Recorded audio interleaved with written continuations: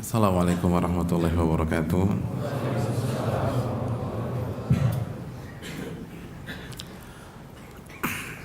Alhamdulillahirabbil alamin. Wa bihi nasta'in ala umuri dunya waddin. Wassalatu wassalamu ala ashrafi anbiya'ihi wal mursalin wa ala alihi wa sahbihi wa man sara ala nahjihi bi ihsanin ila yaumidin wa ba'd. Hadirin yang dirahmati oleh Allah Subhanahu wa taala, rekan-rekan, bapak-bapak, ibu-ibu yang saya muliakan, tidak ada kata yang pantas untuk kita ucapkan pada pagi hari ini kecuali kata demi kata yang kita bingkai dalam rangka bersyukur kepada Allah atas segala nikmat dan karunia yang Allah berikan kepada kita, sehingga kita bisa melangkahkan kaki kita mempelajari ilmu Allah, mengkaji firman-firman Allah dan tuntunan sunnah yang diajarkan oleh Nabi besar Nabi Muhammad SAW. Hadirin yang dirahmati oleh Allah Subhanahu wa taala, dengan kita membuka majelis ini menggunakan rasa syukur kita kepada Allah, kita berharap agar Allah menambah kenikmatan yang Allah berikan kepada kita, karena Allah menjanjikan la in syakartum la azidannakum, jika kalian bersyukur aku tambah tuh nikmat tersebut. Maka marilah kita bersyukur kepada Allah Subhanahu wa taala.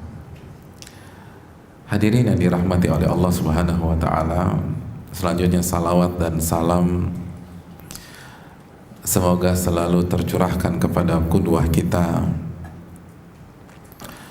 uswah hasanah kita, Nabi besar Nabi Muhammad sallallahu alaihi wasallam beserta para keluarga, ahlil bait, sahabat, dan orang-orang yang istiqomah berjalan di bawah naungan sunnah beliau sampai hari kiamat kelak.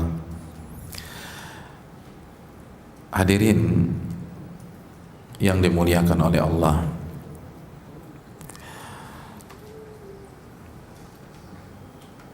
kata yang cukup populer pada hari-hari ini,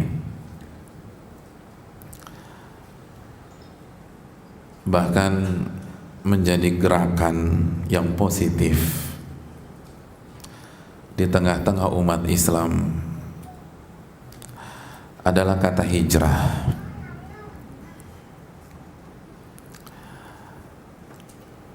Kalau mungkin 10 tahun yang lalu, atau enggak 10 tahun kali ya, 5 tahun yang lalu ke belakang, kata ini kalah populer dengan kata taubat. Ya enggak sih, pokoknya gue mau taubat. Dia udah taubat loh. Itu sering kita dengar di era 90. Benar nggak hadirin? Ya. Emang udah lahir 90? Hami Fahmi, benar Hami Fahmi ya? Iya. Ini benar-benar aja. Kelahiran 2001. Iya. Dan sampai beberapa tahun yang lalu tuh masih kita, yang sering kita dengar tuh taubat, taubat, dan taubat. Tapi mulai beberapa tahun ini, bro, dia udah hijrah loh. Atau Bu Fulanah tuh sekarang dia udah hijrah. Atau ada yang mengatakan saya berniat untuk hijrah.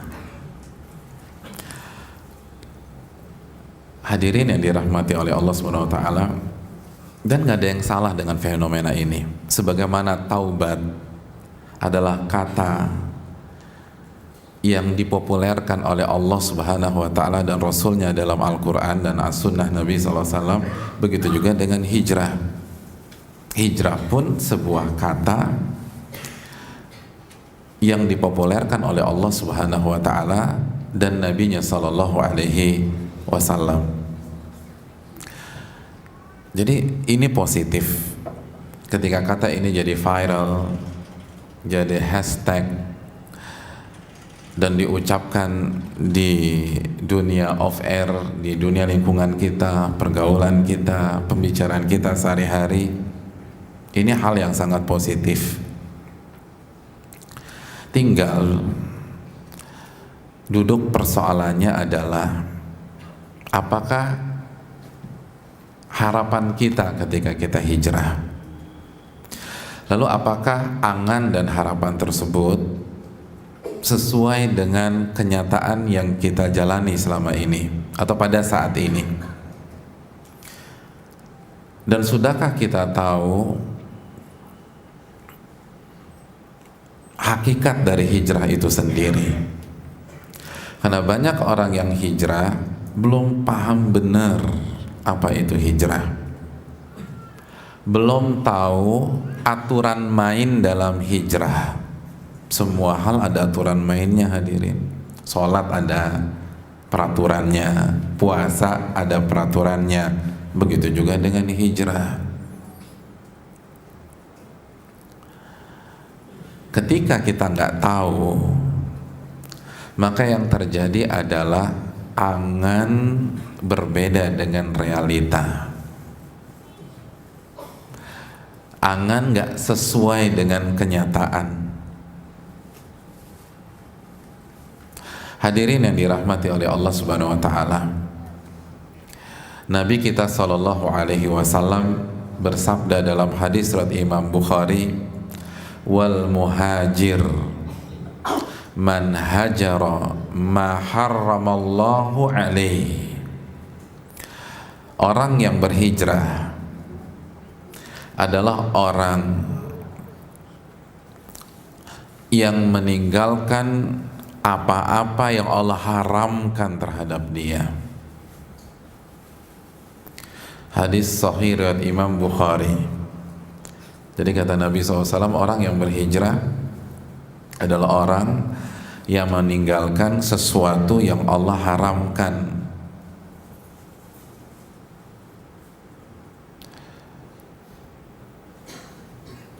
Itu hijrah. Langsung dari lisan Nabi kita Shallallahu Alaihi Wasallam. Dan sampai di sini mayoritas sudah tahu. Makanya ketika seorang wanita mendeklar saya hijrah, dia menutup auratnya. Kenapa? Karena dia tahu mengumbar, membuka aurat di hadapan yang non mahram itu haram. Maka ketika dia hijrah, dia berhijab. Jadi itu fenomena yang kita lihat. Banyak orang berhijrah keluar dari pekerjaannya. Kenapa?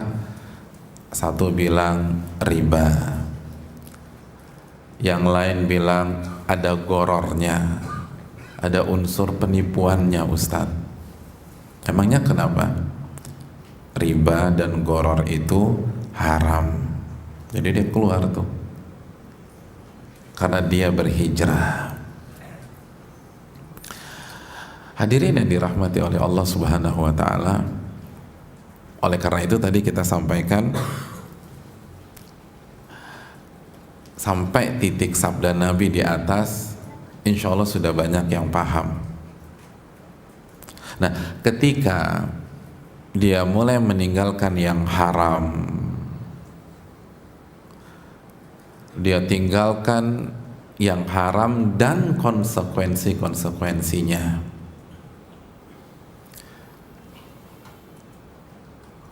Dia tinggalkan masa lalunya, mungkin pergaulannya, mungkin pekerjaannya, mungkin komunitasnya, hobinya, mungkin lifestyle, habit, dan lain-lain. Dia punya angan hadirin, dia punya harapan.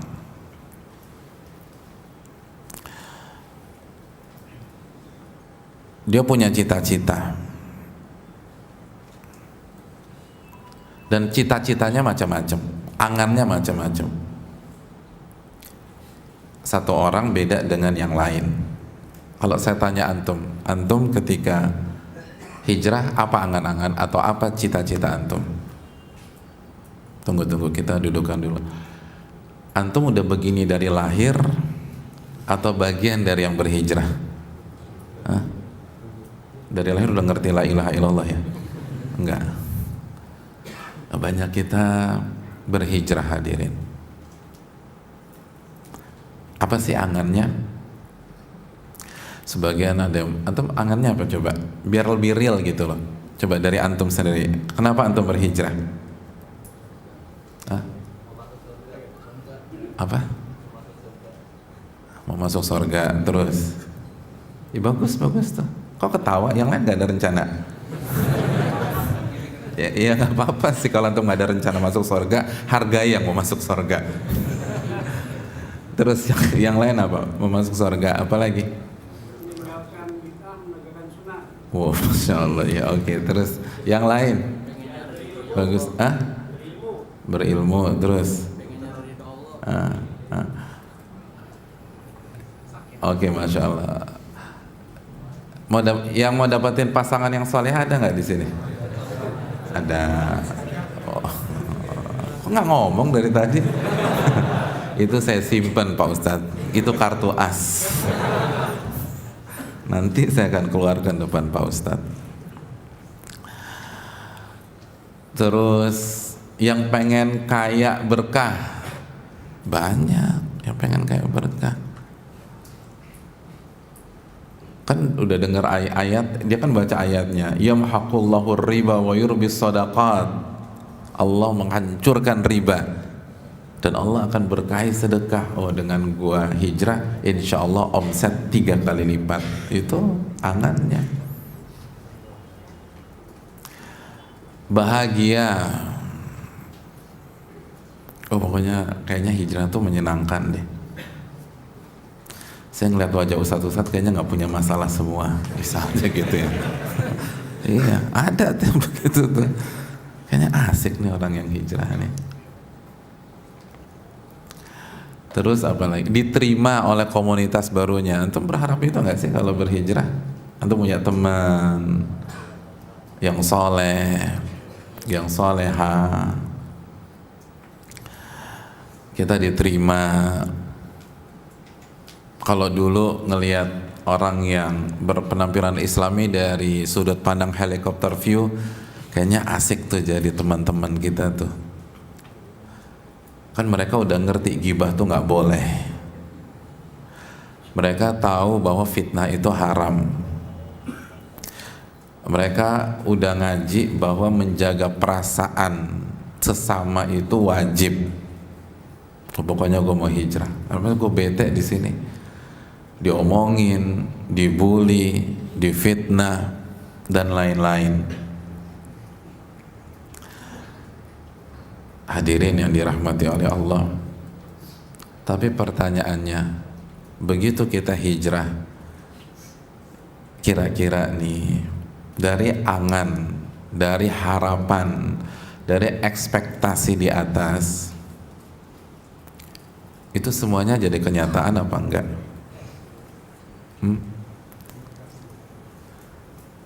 Kenyataan apa enggak nih? Kok antum bingung sih? Ini kan tentang antum, bukan tentang saya, tentang antum. Hah? Apakah semua orang-orang yang ngaji humble semua? Begitu keluar dari tempat riba, besok disodorkan kontrak yang nilainya 27 M? Enggak juga.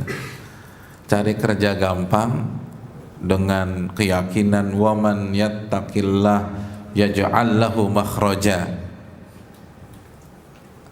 Ternyata ajukan lamaran ke ini ditolak. Kita nggak buka lowongan, masukin lagi ditolak, jenggotan, ajuin lagi ditolak, cingkrangan, terus ditolak, diterima tapi haram juga. Antum ngerasain begitu nggak sih? Enggak ya? Jadi cuma saya merasakan begitu. Iya, itu rapat semua kita. Ternyata ketika ngumpul di sebuah komunitas yang aktivitasnya sudah pengajian, ternyata masih ada gibah di sana. Saya pikir nggak ada gibah sama sekali tuh. Dan lagi-lagi kita nggak ngomongin orang, kita ngomongin diri sendiri kita nih. Ngaji itu buat kita untuk memperbaiki diri, bukan ditembakkan ke pihak lain. Iya kan? Emangnya gampang jaga lisan? Gak gampang. Hadirin yang dirahmati oleh Allah, akhirnya apa? Akhirnya banyak yang gak bertahan, banyak yang futur, banyak yang down, karena realitanya berbeda dengan ekspektasinya. Sebelum berhijrah dia dengar ceramah di khutbah Jumat atau mungkin di kantor, kalau kita balik ke agama sakinah, mawaddah, warahmah. Begitu hijrah berantakan semuanya. Istri atau suami nggak siap, berantem, terjadi perdebatan yang sebelumnya nggak terjadi. Kenapa? Karena sebelumnya frekuensinya sama.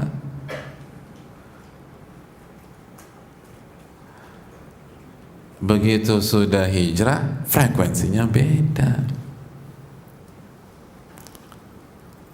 Akhirnya yang dulu nggak pernah berdebat jadi berdebat. Yang dulu nggak pernah suara tinggi karena punya hobi yang sama dan sama-sama haram, sekarang berantem. Dan akhirnya divorce, akhirnya bercerai. Iya nggak sih hadirin? Iya sih. Dari tadi udah banyak yang ngangguk-ngangguk sih, dari tadi saya bilang ini gue banget nih, ini gue lagi, ini gue lagi. Hadirin yang dirahmati oleh Allah Subhanahu wa Ta'ala,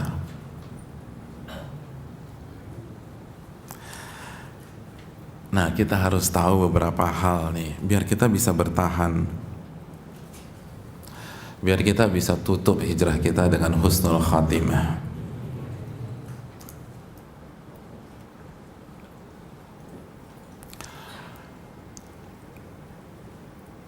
Hal yang pertama yang harus kita ketahui dalam hijrah, bahwa Allah berfirman dalam surat Al-Mu'minun ayat 30, wa in kunna lamubtalin. Allah berfirman, kami pasti akan menguji Anda. Benar enggak tuh? Kami pasti akan menguji Anda. Diuji sama Allah. Hadirin, di dunia bisnis, di dunia pergaulan, di dunia politik, kita aja terima sebuah quote, tidak ada makan siang gratis. Nggak ada tuh makan siang gratis, nggak ada. Nah, mungkinkah husnul khotimah gratisan? Nggak mungkin.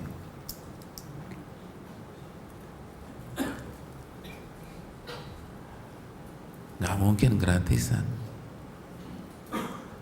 Allah uji dulu, dan Allah pakai lamu taukid, wa in kunna lamu betalin, pasti tuh Anda kami uji. Nggak mungkin nggak, pasti diuji.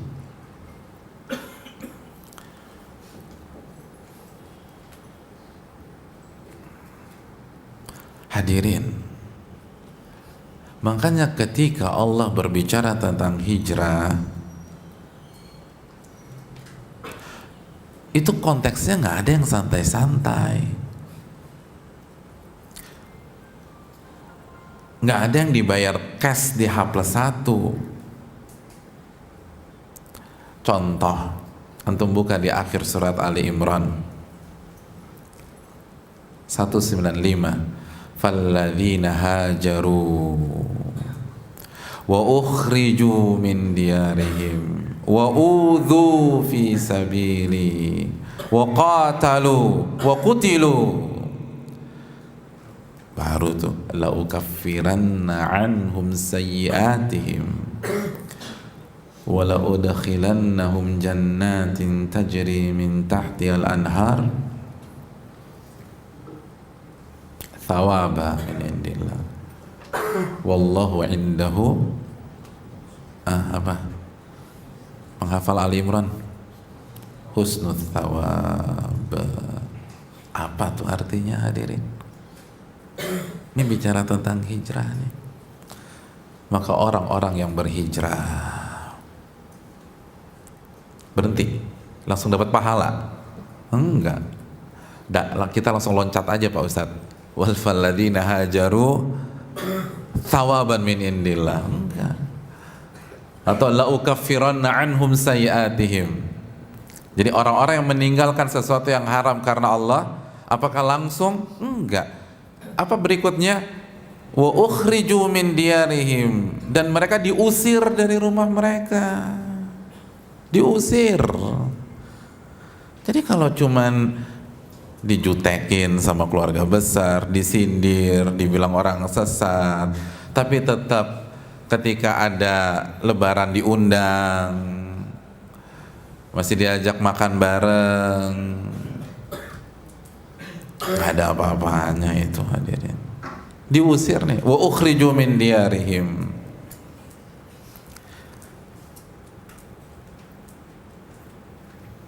Makanya nggak heran ketika kita berhijrah, mayoritas orang yang berhijrah akan mendapatkan kendala dari keluarga. Keluarga itu, benar nggak? Ini diusir dari rumah, diusir dari rumah. Ada masalah dengan suami, mungkin ada masalah sama istri, bingung ngadepin anak-anak. Kalau itu yang orang tua udah terlanjur membentuk anaknya dengan gaya non Islam, akhirnya pas begitu dapat hidayah usia 40 tahun, 45, 5 tahun, dia bingung sendiri ngadepin anaknya. Bingung tuh. Ya produk dia juga sih sebenarnya, tapi kan dia mau ke masjid, anaknya nggak mau. Anaknya datang ke masjid, gadget terus. Jadi nggak dengerin ustadz, udah sibuk main gadgetnya. Adapun yang muda-muda hijrah, bingung ngadepin orang tuanya, bingung ngajuin calonnya. Aduh, ditolak lagi nih Pak Ustadz. Papa nggak mau yang jenggotan, misalnya gitu. Papa nggak mau yang pecian. Yang rajin ke Masjid Abu Bakar enggak deh. Iya, itu kejadian loh, itu benar. Bingung dia. Kalau antum ikhwan masih mending, kalau akhwat akhirnya dicariin sama papa mamanya, kan setengah mati tuh perang batinnya. Dan itu yang Allah firmankan, orang-orang yang berhijrah terus diusir dari rumahnya. Diusir. Kenapa? Kan Allah katakan, wa in kunna lamubtalin, kita akan uji tuh hijrah benar enggak. Maka akan ada masalah hadirin. Akan ada konflik.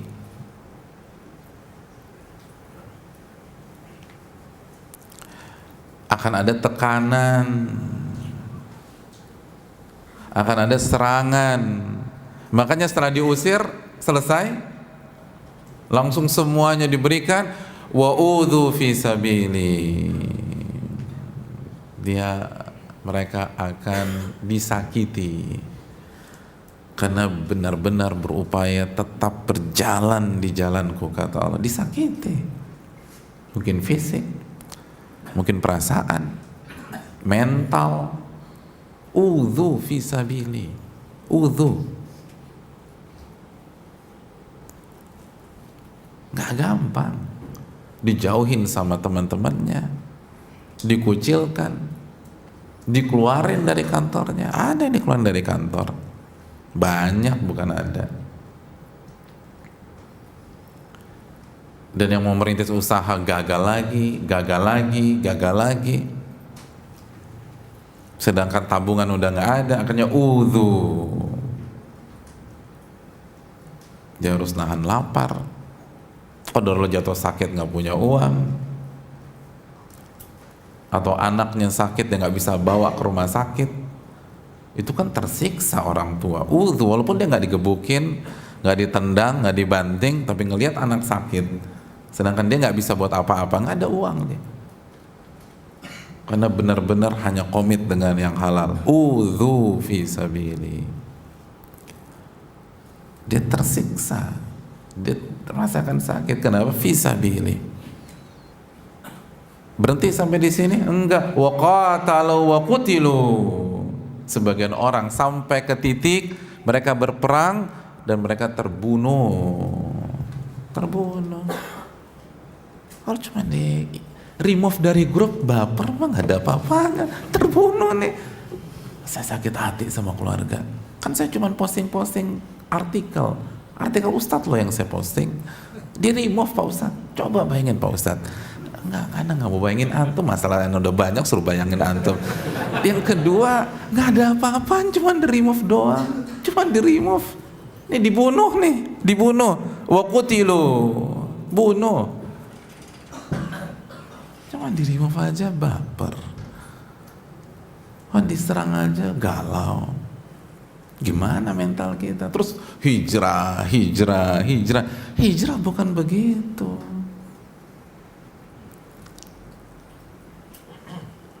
Baru ditolak 1 perusahaan, 2 perusahaan, 3 perusahaan, 4 perusahaan down.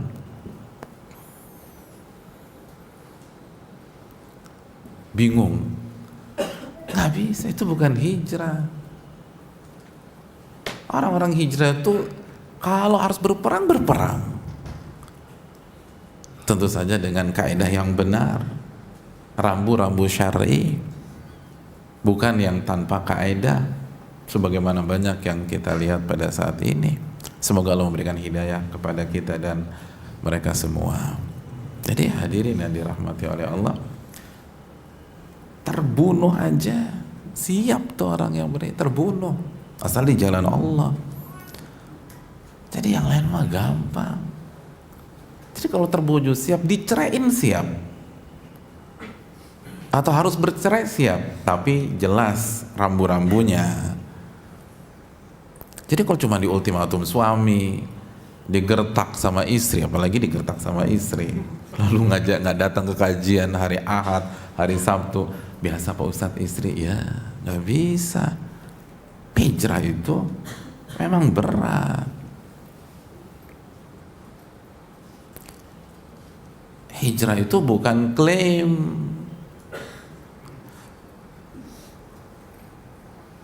Hijrah itu bukan personal picture, bukan quote-quote indah. Hijrah itu berat, nggak mudah. Baru setelah itu la ukaffiranna anhum sayyiatihim, baru kita ampuni dosa-dosa mereka. Pasti itu Allah ampuni dosa-dosanya. Lalu kita masukkan ke surga.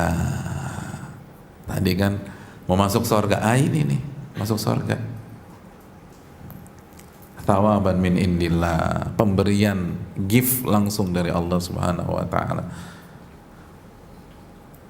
Dan hanya Allah yang bisa kasih ganjaran yang terbaik buat kita.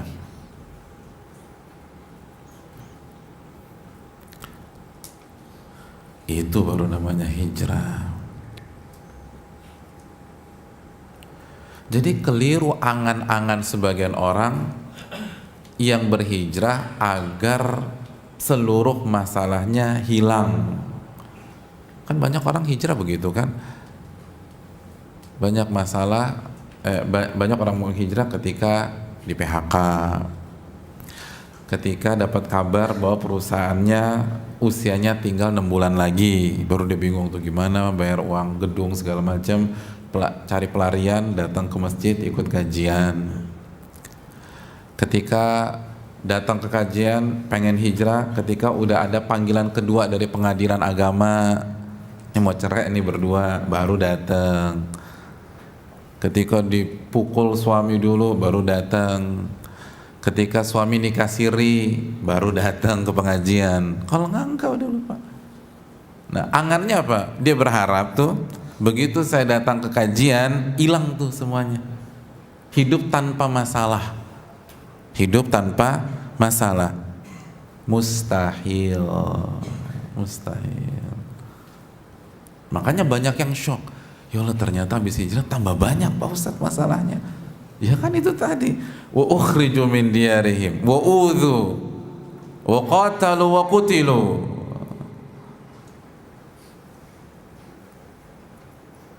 Banyak masalahnya. Jadi wajah-wajah yang udah lama kajian atau ustadz-ustadznya itu kan kayaknya tenang-tenang, banyak masalah tuh. Jangan salah. Banyak masalah. Semua kita banyak masalah. Kan Nabi katakan dalam hadis Tirmidzi, ketika Nabi buat menggambar kotak seperti ini, lalu beliau buat garis-garis. Lalu beliau bilang apa? Garis itu masalah, lalu pindah ke masalah lagi, pindah ke masalah lagi, pindah ke masalah lagi, pindah ke masalah, dan nanti anti klimaksnya masalah yang bernama kematian. Itu hidup. Tapi bedanya setelah kita hijrah, masalah itu jelas ujian. Ujian tuh. Bener nggak nih? Bener ori atau KW? Itu. Benar-benar karena Allah atau karena manusia?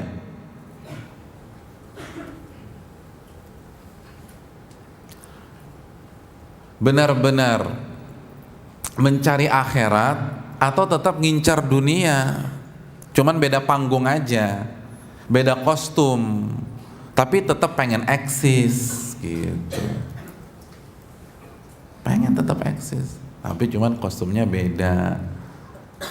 Nggak mau dia tinggalkan. Kalau ingin lihat, berani nggak tinggalkan semuanya karena aku? Diuji itu. Dan semua kita diuji sesuai dengan kapasitas kita masing-masing. Hadirin yang dirahmati oleh Allah Subhanahu wa Ta'ala, ini yang harus kita camkan, ini yang harus kita renungkan. Hakikat dari hijrah itu ujian, ujian, ujian, ujian, ujian sampai datang kepada kematian. Dan itu firman Allah Subhanahu wa Ta'ala.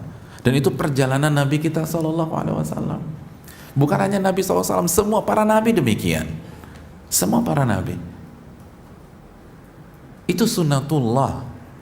Kalau ada instan, Nabi nggak mungkin hijrah dari Mekah ke Madinah. Sekali lagi, simbol dan ikon dari hijrah kan hijrahnya Nabi ke Madinah. Kenapa Nabi hijrah dari Mekah ke Madinah? Anti klimaks kan. Beliau sudah merasakan seluruh tekanan, seluruh intimidasi, seluruh rasa sakit, dan anti klimaksnya beliau mau dibunuh. Sedangkan tugas beliau belum selesai dari Allah Subhanahu wa Ta'ala. Allah suruh beliau hijrah dari Mekah ke Madinah. Dan kita tahu semua sejarah tentang pengemukan rumah beliau. Baru tuh 13 tahun. 13 tahun. Jadi kalau baru tekanan badai, berapa tahun Mas? Ya 3 bulan ini. Nggak ada apa, 13 tahun nih, 13 tahun. Nabi itu. Emangnya Allah nggak bisa tolong Nabi secepat mungkin? Bisa. Kenapa Nabi dicela, dicaci, dimaki, dibilang orang gila, dibilang dukun, dibilang segala macam? Lalu belum diboikot sama Khadijah 3 tahun kurang lebih. Diboikot, antum pernah diboikot? Gak pernah.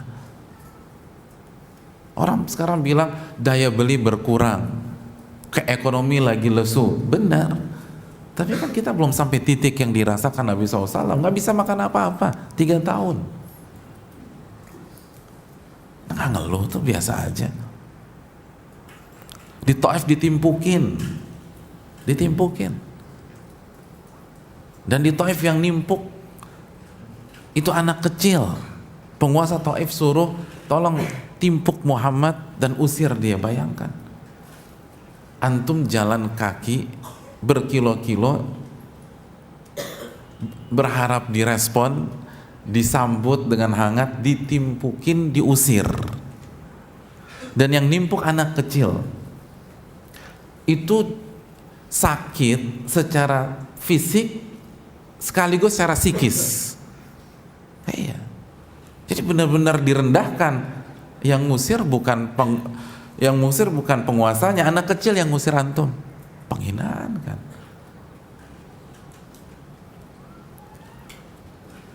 Antum landing di John F. Kennedy Airport. Begitu menginjakan kaki di sana, antum diusir. Tapi yang ngusir antum langsung tramnya yang ngusir. Kira-kira pulang ke sini malu tutup muka atau bangga? Bangga, gile. Tram ngusir gue loh, dia langsung datang loh. Hebat, berarti gue nih tinggi nih. Senang kita justru. Bangga tuh. Diwawancara, kok bisa sih yang ngusir anda langsung tram? Nabi enggak, anak kecil yang ngusir. Tina. Tapi enggak baper, enggak down, enggak jatuh, bangkit lagi. Bahkan ketika ditawarin oleh malaikat Ash-Shabain untuk meluluh lantakkan Taif, Nabi bilang enggak, saya masih berharap dari tulang sulbi mereka ada generasi yang hanya beribadah kepada Allah Subhanahu wa taala. Subhanallah.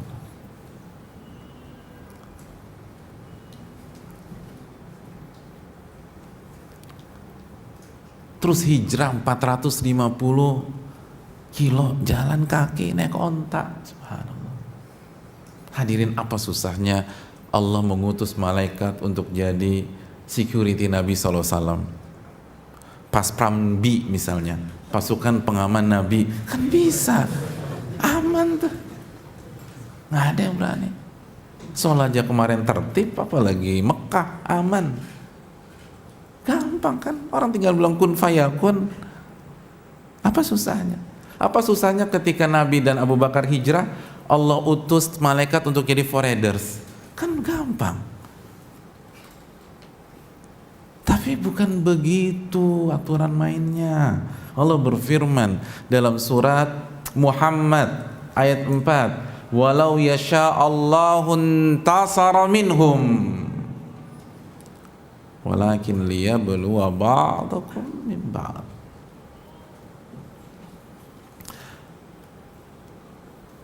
Siapa yang bisa baca ayat tersebut? Coba baca. Yang keras suaranya, nggak usah pakai ini ada mic nih. Siapa yang mau baca? Antum? Bahasa Indonesianya nggak bisa, bahasa Arabnya deh.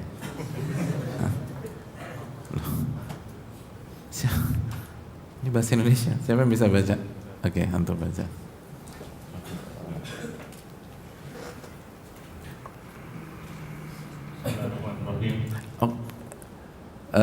Kepanjangan dzalika walau yasha Allah, dan demikian jika Allah kehendaki, dari situ aja. Demikianlah, dan sekiranya Allah menghendaki, niscaya Dia membinasakan mereka, tetapi Dia hendak menguji kami satu sama lain. Dan orang-orang yang gugur di jalan Allah, Allah tidak menyia-nyiakan amal mereka. Iya, Allah dzalika walau yasha Allah lantasara minhum. Kalau Allah mau, dalam detik pertama juga Allah menangkan Anda dari mereka, dan mereka Allah hancurin, gampang. Apa susahnya? Antum berpegang teguh di atas akidah yang benar, tauhid, tuntunan Nabi SAW. Lalu ada orang yang nyinyir, antum dibully segala macam. Apa susahnya Allah kutuk mereka? Gampang. Allah buat mereka jadi kodok, kan gampang. Jadi jumlah kodok banyak di Jakarta. Apa susahnya? Bisa. Allah kasih petir, selesai masalah. Allah azab, Allah tenggelamkan, nggak ada susahnya. Kalau Allah mau bisa. Tapi bukan begitu aturan, walakin liyabluwa ba'dakum bi ba'd. Tapi Allah ingin menguji kalian melalui mereka. Itu intinya. Jadi ketika kita hijrah ada kendala di keluarga, Allah mau menguji Anda melalui istri Anda. Allah ingin menguji Anda melalui suami Anda. Allah mau menguji Anda melalui anak-anak Anda. Kita dapat atasan yang benci banget dengan perubahan kita. Ingat nih ayat, Allah ingin menguji kita melalui atasan kita. Itu polanya. Itu hijrah. Semua tentang ujian, hadirin. Tentang ujian. Bukan tentang fasilitas. Ini tentang ujian. Kita ditolak sana, tolak sini, tolak situ. Allah ingin uji melalui pihak-pihak yang nolak Anda. Itu ujian. Ujian. Allah mau bisa buat sukses gampang. Tapi bukan gitu aturan mainnya. Kalau begitu nggak akan terfilter. Tidak akan terfilter. Allah ingin memfilter. Allah tahu, tapi biar kita nggak ada hujah loh.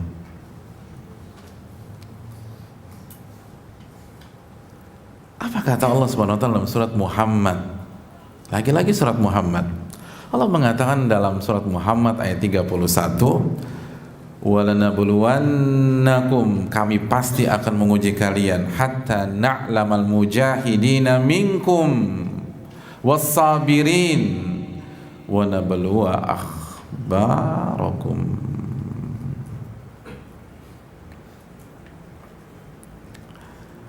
Hadirin yang dirahmati oleh Allah, Allah katakan kami pasti menguji kalian.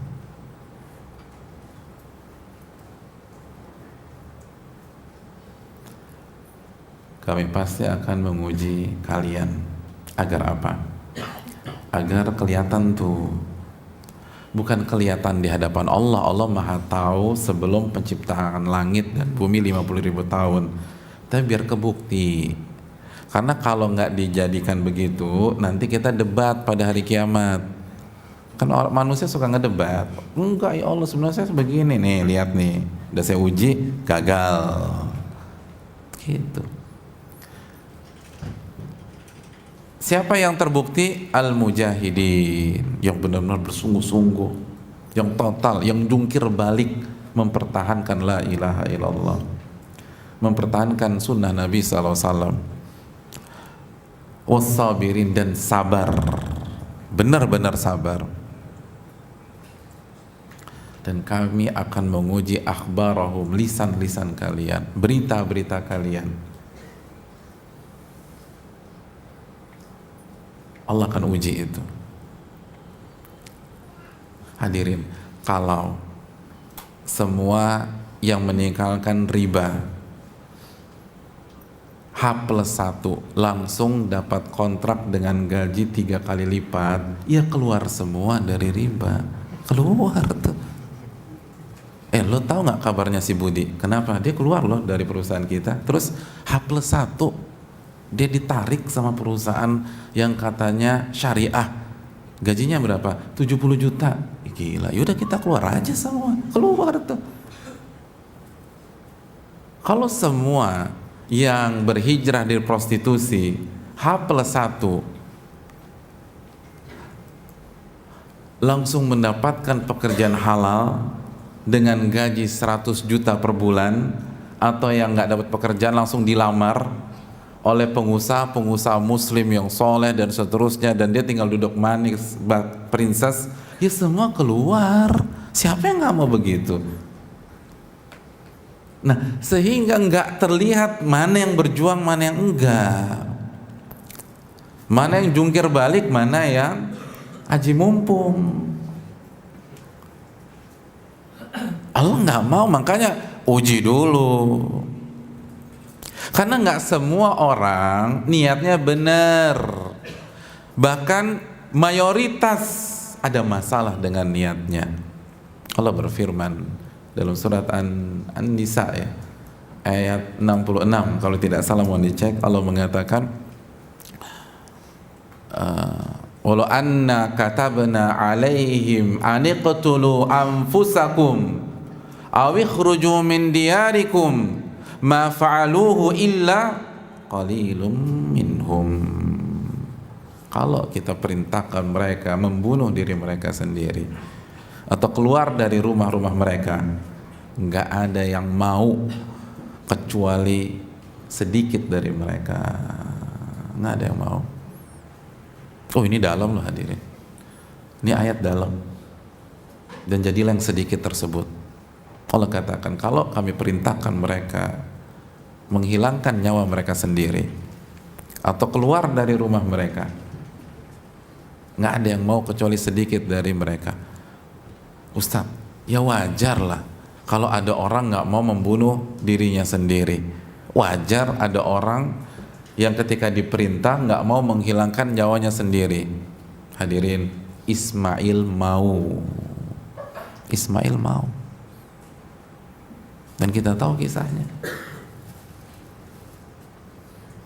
Inni ara fil manami anni athbahuka fanzur madza tara. Wahai anakku, saya bermimpi, dan mimpi setiap nabi adalah wahyu. Aku diperintahkan untuk menyembelihmu. Bagaimana menurutmu? Ya abati fa'al ma tu'mar. Wahai ayahanda, lakukan apa yang Allah perintahkan kepada dirimu. Satajiduni insyaallah minas sabirin. Ismail mau. Mau. Kalau kita jujur hijrah, mau kita. Dan Allah nggak minta itu kepada kita. Makanya kan Allah katakan, walau anna katabna, kalau kita minta begitu, baru kelihatan tuh. Baru kelihatan mana yang benar-benar cari akhirat, mana yang cari dunia. Mana yang masih berharap eksis, mana yang udah nggak mikirin segalanya, yang penting cari ridho Allah Subhanahu wa taala.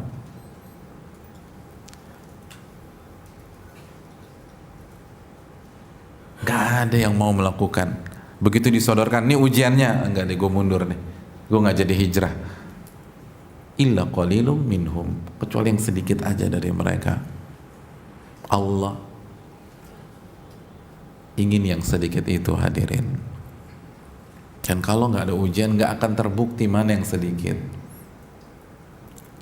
Kalau semuanya santai, semuanya hiburan, semuanya gelak tawa, semuanya main-main, mana terbukti yang sedikit? Wa qalilum minhum.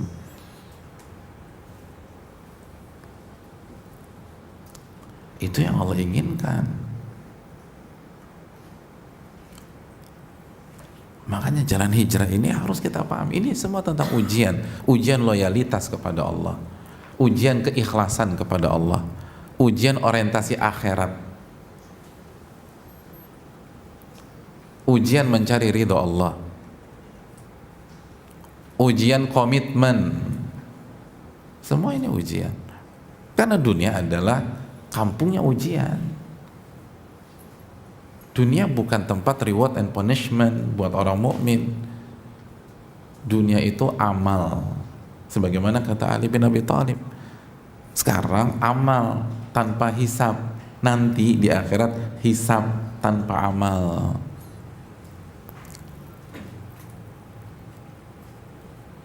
Nah, jadi masalah banyak orang, sekali lagi kita bisa katakan banyak karena Allah sendiri yang bilang yang benar-benar sedikit. Banyak orang itu tadi setengah-setengah. Jadi begitu dia tinggalkan usahanya, di otaknya masih tetap pengen jadi orang kaya gitu loh, tapi halal. Jadi ambisinya boleh punya ambisi itu, tapi jangan dijadikan puncak dari segala ambisi kita. Makanya begitu nggak kaya-kaya justru jatuh aman, dia down. Coba kalau orang yang ikhlas dalam hijrah, Anda hijrah apa? Mencari ridho Allah. Ya udah, Allah ridho sama orang yang nggak punya duit terus dia sabar. Begitu Anda nggak punya duit, Anda sabar, goal Anda kan tercapai. Kok Anda stres? Kok Anda bingung? Wong goalnya Anda tercapai, tujuan Anda dapat kok. Kenapa Anda masih ngeluh? Kenapa futur? Kenapa down ketika di PHK? Intinya kan bukan kerja atau di PHK, intinya Anda kerja bertakwa, Anda di PHK kondisi bertakwa. Ittaqillah haitsuma kunta, dan bertakwalah kepada Allah dimanapun Anda berada. Selama Anda bertakwa, Allah senang sama Anda. Kalau tujuan Anda Allah, kenapa Anda galau ketika Allah senang sama Anda? Berarti bukan itu yang Anda cari. Yang Anda cari duit. Yang Anda cari duit. Tapi kemasannya hijrah, casingnya hijrah, tapi tetap duit yang diincar, tetap popularitas yang diincar. Buktinya Anda tetap eksis, tetap panggung dunia yang Anda incar, tapi beda genre.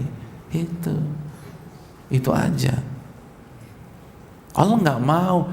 Ya Allah, masa bisa bahasa kita, bisa dikadalin? Kan nggak mungkin. Allah uji terus tuh sampai benar-benar kebuka. Kan Allah yang paling tahu hal yang gaib, yang paling tahu wa ma tukhfis sudur, kata Allah. Allah paling tahu tuh apa yang Anda sembunyikan dalam hati Anda. Jujur nggak sama Allah? Bener nggak tuh? Makanya ketika Ismail jujur sampai pada titik disuruh disembelih, ya abati if'al ma tu'mar, lakuin tuh, eksekusi saya abati.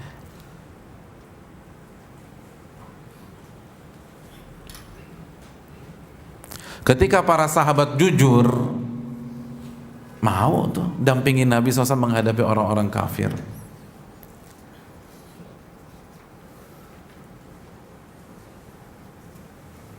Kata mereka, kita nggak akan mengucapkan apa yang dikatakan Bani Israel kepada Musa. Ketika Bani Israel mengatakan, idhab anta wa rabbuka faqatila, Anda wahai Musa dan Rob Anda pergi berdua aja perang, kita menunggu di sini. Bayangkan, kurang ajar banget. Tapi sahabat mengatakan, kita nggak akan ucapkan yang itu. Kita akan ucapkan idhab anta wa rabbuka, wahai Rasul, berangkatlah bersama naungan Allah, kita ikut bareng engkau. Gitu para sahabat, mati bareng. Itu hijrah, itu muhajirin. Udah nggak mikir lagi. Kalau masih takut ini gimana? Emang sengaja, itu yang dikulik gitu loh. Ujian itu tuh untuk ngebuktiin itu. Kalau kita masih ketakutan, masih galau, masih baper, berarti Anda masih cari ini dong. Anda masih cari pujian manusia. Anda masih cari eksistensi di hadapan manusia. Anda masih cari panggung di hadapan manusia. Anda tetap ingin eksis di hadapan manusia. Anda ingin dikatakan kaya oleh manusia. Nggak bisa. Gak bisa. Makanya itu ayat udah tinggal nggak usah diotak-atik deh. Kita tanya aja, pulang dari sini kita tanya. Kalau Allah perintahkan kita dengan perintah surat An-Nisa 66, bisa nggak kita katakan sami'na wa ata'na? Itu udah paling puncak. Karena kalau orang sudah bisa itu, tidak ada hawa nafsu lagi di dalam dirinya. Arti dari hawa nafsu sebagaimana dijelaskan oleh banyak para ulama seperti Syekhul Islam Ibnul Jauzi dan lain-lain. Inti dari hawa nafsu adalah kecintaan seseorang terhadap dirinya sendiri. Dan yang paling berharga ketika kita bicara diri sendiri kan nyawa. Itu yang paling bahagia, itu yang paling berharga. Ketika Allah minta itu kita kasih, itu seluruh perintah gampang di hadapan kita. Gampang, segampang-gampangnya. Dan Allah nggak minta itu kepada kita. Itu hanya Allah hanya minta kepada Ismail. Itu aja nggak mati Ismail, nggak mati, happy ending. Coba kita, Ismail happy ending, nggak mati, nggak ada karangan bunga, nggak ada pemakaman, happy ending. Jadi ini menunjukkan ini semua hanya tes the water, hadirin. Hanya ujian, hanya cek ombak. Jujur nggak sama Allah? Tulus nggak Anda? Ketika Anda berhijrah, meninggalkan yang haram.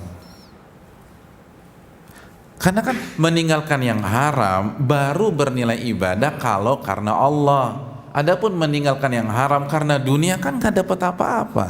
Dan banyak orang meninggalkan yang haram karena dunia. Kita nggak usah bicara hijrah. Banyak orang yang tidak seks bebas karena dunia, karena dia nggak mau AIDS, dia nggak mau kena sifilis, dia nggak mau kena raja singa, dia nggak mau rumah tangganya divorce, nggak mau rumah tangganya hancur. Bukan karena Allah, karena keluarga. Kan banyak. Allah pengen Anda tinggalkan yang haram itu karena saya, bukan karena yang lain. Untuk membuktikan harus diuji. Itu yang perlu kita camkan, hadirin yang dirahmati oleh Allah. Poin yang berikutnya. Poin berikutnya adalah pertanyaan besar. Gimana kita bisa bertahan? Bagaimana kita bisa bertahan sedangkan hijrah adalah ujian?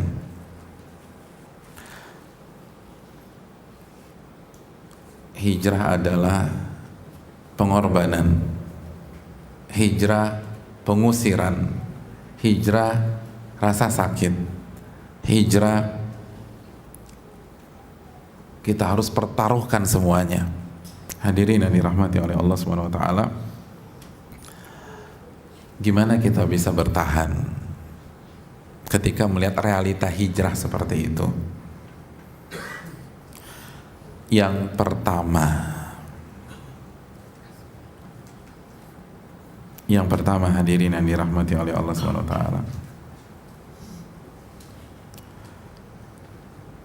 ikhlas dan jujur kepada Allah Subhanahu wa taala.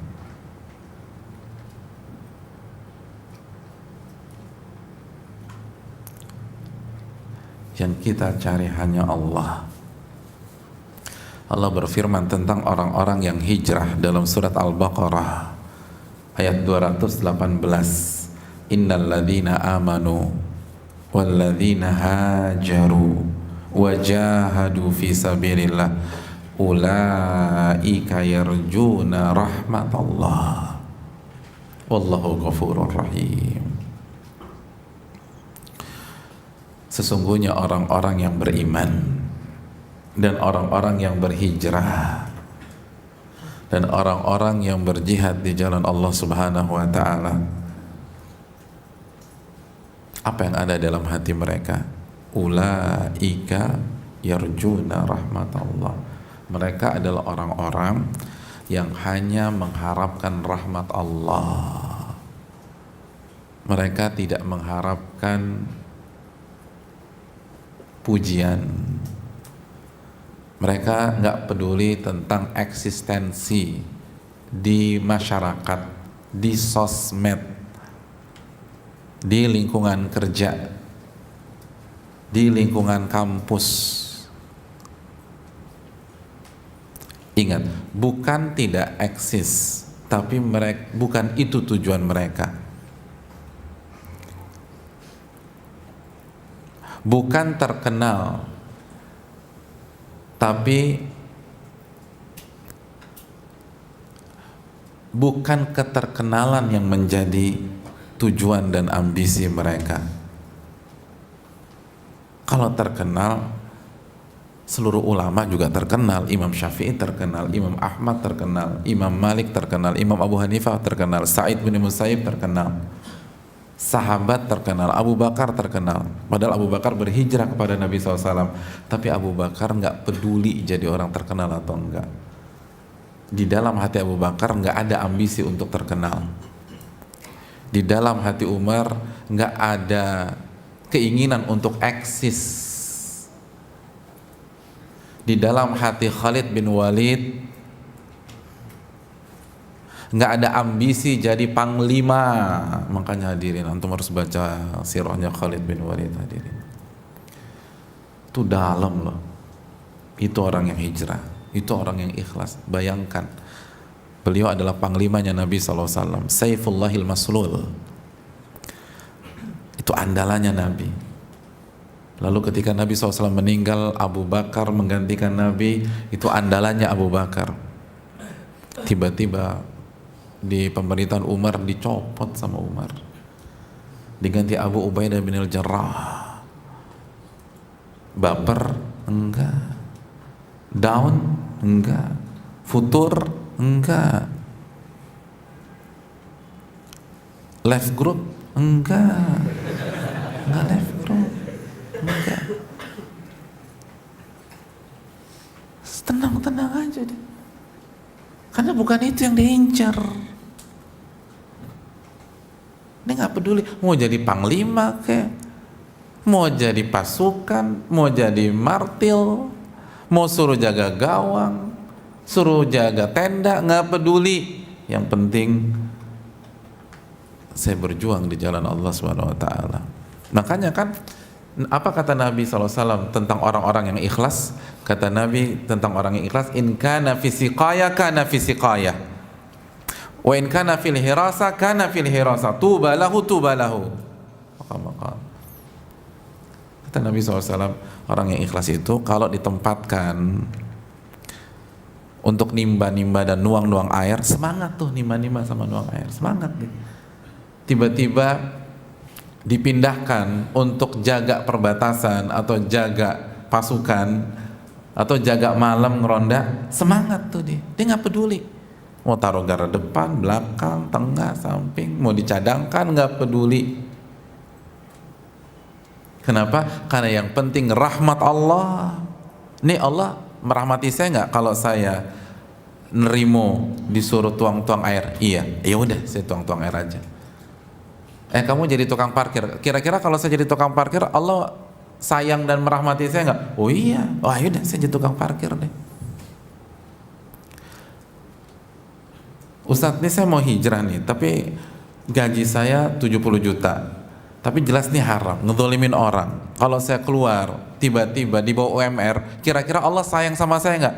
Insya Allah sayang. Yaudah, itu aja deh. Itu Allah sayang. Gitu hadirin. Itu orang yang hijrah. Bukan bisa eksis nggak ya? Berarti udah nggak bisa ke Orchard lagi dong, nggak bisa jalan-jalan ke Kuala Lumpur. Ya aduh, itu mau hijrah nggak bisa. Itu traveling bukan hijrah. Hijrah itu udah nggak mikir. Sahabat hijrah dari Mekah Madinah nggak mikir, udah dia korbanin semuanya. Abdurrahman bin Auf mulai dari nol udah nol. Kayak pom bensin Pertamina mulai dari nol ya Pak, nol, nggak ada apa-apa. Dullani ala suq, tolong kasih saya jalan menuju pasar, saya mau berjuang lagi dari nol. Itu mereka nggak mikir gimana ya petanya di sana, mappingnya, kira-kira marketnya di sana gimana, nggak, dia nggak mikir. Nah Allah suruh hijrah itu kan. Jadi jujur nggak kita kalau hijrah? Yang kita incer tuh rahmat Allah, bukan gimana-gimana.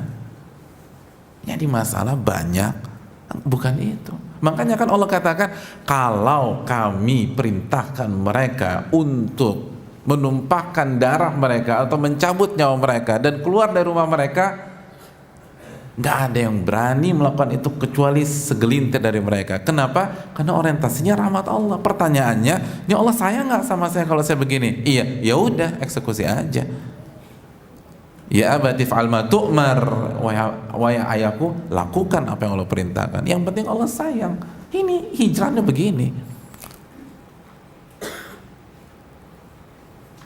Bukan langsung ngincer akhwat yang kira-kira hijabnya syar'i, terus cantik, hafal 3 juz, bisa bahasa Arab, ngerti sorof, tahu maf'ul fa'il, maf'ul mutlak. Enggak, itu mah bukan hijrah. Dia nggak peduli apa yang Allah persiapkan, karena dia yakin Allah nggak mungkin mengingkari janjinya. Yang penting saya, bukan apa yang akan saya dapatkan di sana. Oleh karena itu ini yang perlu kita terapkan hadirin. Jujur nggak kita? Makanya kan ketika ketika Allah dan Nabi-Nya menekankan masalah ikhlas, yang jadi sampel apa? Ibadah apa yang jadi sampel keikhlasan? Dalam hadis Bukhari Muslim, dalam hadis Umar bin Khattab radhiyallahu ta'ala anhu, hijrah yang jadi sampel. Innamal a'malu binniyat, sesungguhnya amal itu tergantung niatnya. Wa innamal likulli imri'in ma nawa, dan setiap orang akan diganjar sesuai dengan niatnya. Faman kanat hijratuhu ilallahi wa rasulih fahijratuhu ilallahi wa rasulih. Barang siapa yang hijrahnya karena Allah dan Rasulnya, dia akan mendapatkan Allah dan Rasulnya. Waman kanat hijratuhu lidunya yusibuha. Barang siapa yang ingin berhijrah untuk cari dunia yang ingin dia gapai, aw imra'atin yankihuha, atau wanita yang ingin dia nikahi, fahijratu ila ma hajara ilai, maka itulah yang akan dia dapatkan dari hijrahnya. Kenapa Allah kasih sampel hijrah? Padahal amalan banyak, ada sholat, ada puasa, ada zikir, ada jihad. Hijrah yang Nabi jadikan sampel.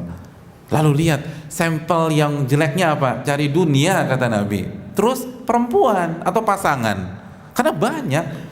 Wa may yantiqu 'anil hawa in huwa illa wahyun yuha. Nabi nggak bicara dengan hawa nafsu, namun wahyu yang Allah berikan kepada beliau. Surat An-Najm ayat 3 dan 4. Sampel yang Nabi sampaikan bukan yang ada di kepala beliau secara spontanitas, enggak. Kalau Ustadz mungkin iya, kita nyari apa ya contohnya ya buat jamaah ya, secara spontan, oh ini kayaknya bagus. Nabi itu wahyu, hadirin, wahyu.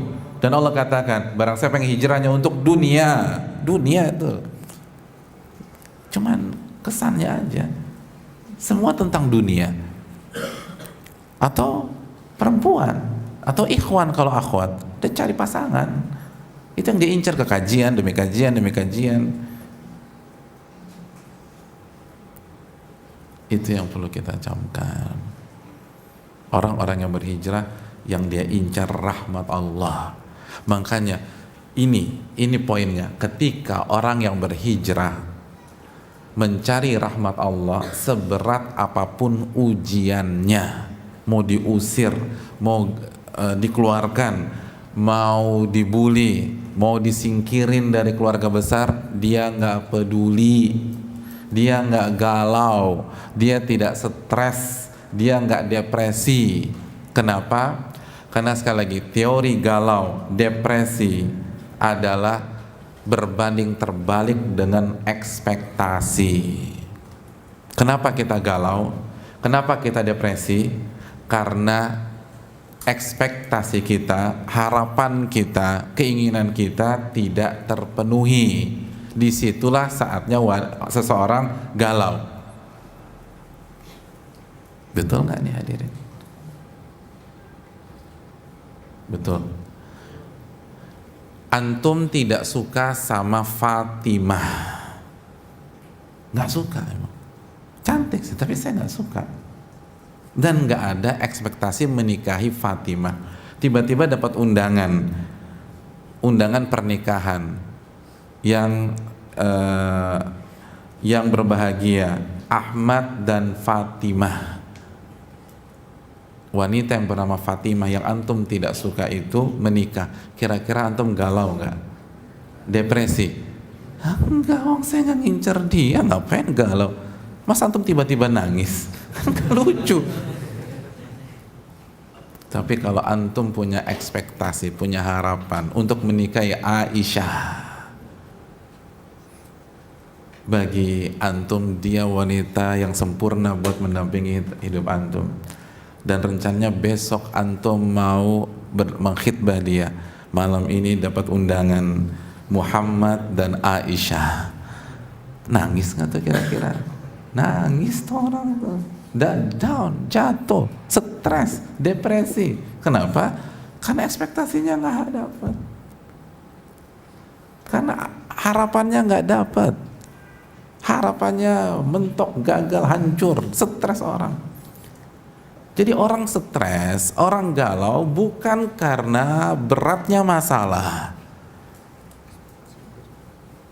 tetapi ekspektasinya nggak dapat. Nah sekarang pertanyaannya, mungkinkah orang galau dan stres kalau ekspektasi, harapan dan niatnya rahmat Allah? Nggak mungkin, nggak mungkin galau. Kenapa? Karena di kondisi apapun itu bisa dia lakukan. Dia kaya, bersyukur, dapat rahmat Allah. Dia miskin, sabar, dapat rahmat Allah. Dapat tuh. Terus buat apa lagi jalan? Buat apa lagi stres? Buat apa lagi depresi? Oh, dapat. Beda kalau kita cari dunia. Ah, itu yang berat. Itu beda kalau kita harapkan pujian orang. Ah, itu yang bikin hancur. Karena nggak mungkin semua manusia muji kita. Ridhon nas ghayatul la tudrak, kata Imam Syafi'i.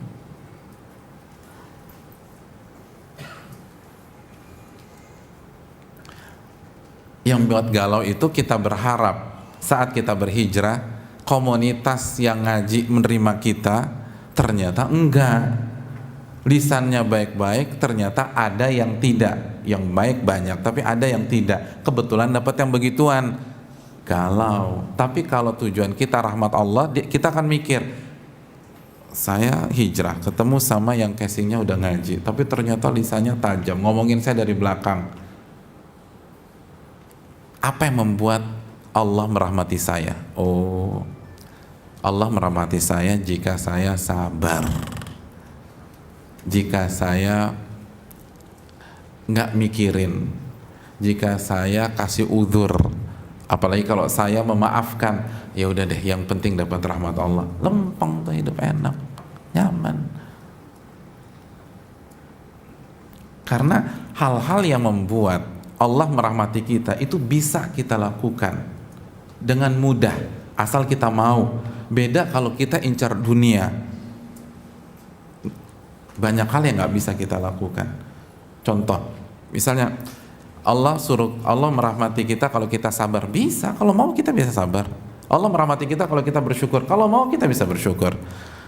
Tapi kalau kita ngincar pujian orang, gimana kita paksa semua orang muji kita? Nggak bisa. Itulah pintu masuk buat kegalauan, depresi, akhirnya mundur. Kita pengen kaya, nggak bisa kita paksain diri kita kaya besok. Itu yang bikin hancur. Oleh karena itu hadirin yang dirahmati oleh Allah, yang pertama jaga niat dan keikhlasan dan jujur kepada Allah. Karena orang yang berhijrah, hati mereka hanya mengharapkan rahmat Allah, bukan mengharapkan support dari manusia, pujian dari manusia, dukungan dari manusia. Itu nggak penting. Dan camkan baik-baik, ketika kita mengharapkan rahmat Allah, itu dunia jadi followers kita di belakang. Sebagaimana para imam mendapatkan pujian tanpa mempedulikan dipuji atau tidak dipuji. Sebagaimana Nabi Muhammad SAW sampai hari ini dipuji oleh manusia, diikuti oleh jutaan bahkan miliaran manusia, padahal selama hidupnya beliau nggak pernah ngarepin manusia. Cara mendapatkan perhatian dunia dengan berpaling dari dunia, bukan ngejar-ngejar dunia. Kalau kita ngejar-ngejar dunia, diinjek-injek sama dia, diinjak-injak. Man kanatil akhiratu hammah jama'allahu syamlah. Dalam hadis Tirmidzi Nabi SAW bersabda, barang siapa yang akhiratnya menjadi obsesi dan orientasi, otomatis dia berpaling sama dunia. Allah akan selesaikan segala urusan dunianya. Yang kedua hadirin, gimana biar kita bisa bertahan? Hadirin yang dirahmati oleh Allah, sebelumnya saya mau tanya, antum kan berhijrah nih, rencananya antum berhijrah sampai tahun berapa? 2018 atau 2019? Saya rencananya 2020 Pak Ustadz, persis setelah Pilpres. Hubungannya apa? Hubungannya apa? Ini nggak jelas nih. Yang 2018 angkat tangan. 2018 nggak ada. 2019 nggak ada juga. 2020 nggak ada. Berarti banyak yang akhir 2017. Hadirin, kita ingin hijrah sampai kita menghembuskan nafas kita yang terakhir. Bukan hanya 1 tahun, bukan hanya 2 tahun, bukan hanya 3 tahun, bukan hanya 4 tahun. Kalau kita hidup 30 tahun yang akan datang, kita ingin hijrah selama 30 tahun. Kalau kita hidup 40 tahun yang akan datang, kita ingin hijrah sampai 40 tahun ke depan. Oleh karena itu, jadilah seorang pelari maraton, bukan menjadi sprinter. Itu kira-kira ungkapan sederhana aktualnya. Kalau antum searching di buku fikih nggak ada jadilah pelari maraton ini. Aktual aja nggak ada. Iya, jadilah pelari maraton dalam hijrah, bukan jadi sprinter. Kecuali kalau antum ingin selesai dalam jangka pendek. Kalau antum lomba cuma 100 meter, 200 meter, paling jauh 400 meter, betul. Sprint, lari seganjang-ganjangnya. 100 meter. Tapi kalau antum ingin lari 50 kilo, sekali olahraga yang lagi booming di anak muda ini lari. Kalau antum ingin lari 60 kilo, antum sprint nggak? Enggak, antum nggak akan sprint. Kenapa antum nggak sprint? Karena kalau antum sprint, di kilometer kedua, antum keluar dari area pertandingan, nggak bisa. Jangan sprint, jadi pelari maraton. Jangan juga diam, ditembak antum diam, jangan, lari. Tapi jadi pelari maraton, terus berlari, jangan diam, jangan hanya melangkah, lari. Apalagi kita udah ketinggalan. Yang keponakan kita udah sampai Ali Imran bacaan Qur'annya, udah sampai Al-A'raf bacaan Qur'an kita, misal alif fata'ab ba doma bu abu, jadi susah gimana. Lalu kita masih lari tapi jadi pelari maraton. Jangan terlalu cepat, tapi jangan diam juga, apalagi mundur, apalagi muter balik. Nggak ada orang lomba lari ada muter balik, tuh nggak ada, terus lari ke depan. Ini dalam, hadirin. Dan yang jadi masalah, banyak yang hijrah di awal-awal jadi sprinter semua dikejar sama dia, semua dibaca, lalu langsung dipraktekkan di dalam keluarganya. Bukannya praktekkan, didakwahi semuanya, dikumpulin tuh seluruh keluarga besar. Seperti Nabi mengumpulkan orang-orang Quraisy. Ya benar, Nabi mengumpulkan orang Quraisy itu setelah berapa tahun beliau eksis dengan mereka. Gak bisa. Semua kajian dikejar, semua dikejar. Gak ada ulama begitu. Ulama belajar satu-satu.